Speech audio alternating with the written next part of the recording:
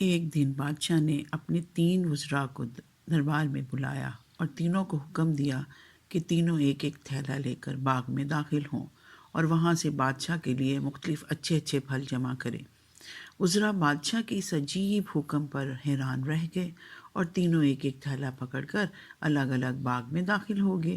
پہلے وزیر نے کوشش کی کہ بادشاہ کے لیے اس کی پسند کے مزیدار اور تازہ پھل جمع کرے، اور اس نے کافی محنت کے بعد بہترین اور تازہ پھلوں سے تھیلا بھر لیا۔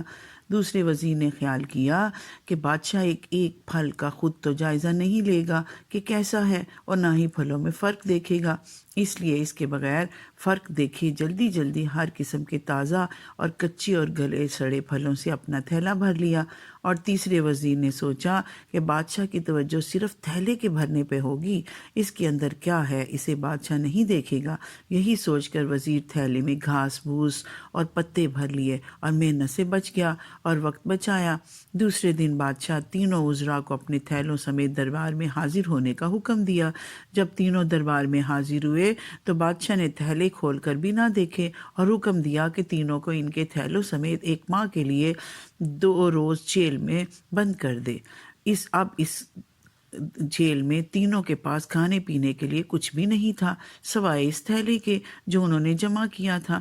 اب پہلا وزیر جس نے اچھے اچھے پھل چن کر جمع کیے تھے وہ مزے سے انہیں پھلوں پر گزارا کرتا رہا یہاں تک کہ 1 ماہ گزر گیا۔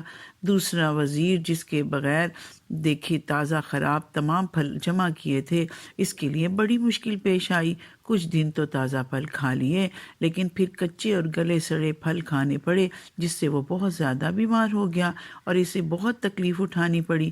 تیسرا وزیر جس نے اپنے تھیلے میں گھاس پھوس ہی جمع کیا تھا وہ کچھ دن بعد بھوک سے مر گیا کیونکہ اس کے پاس کھانے کو کچھ بھی نہیں تھا۔ آپ اپنے آپ سے پوچھیں کیا جمع کر رہے ہیں ہم اس وقت اس باغ میں ہیں جہاں سے آپ چاہیں تو نیک اعمال اپنے لیے جمع کریں اور چاہیں تو خراب اعمال، مگر یاد رکھیں جب بادشاہ کا حکم صادر ہوگا تو آپ کو اپنی جیل قبر میں داخل کر دیا جائے گا۔ اس جیل سے آپ اکیلے ہوں گے جہاں آپ کے ساتھ صرف آپ کے اعمال کی تھیلی ہوگی، تو جو آپ نے جمع کیا ہوگا وہی آپ کو وہاں کام دے گا۔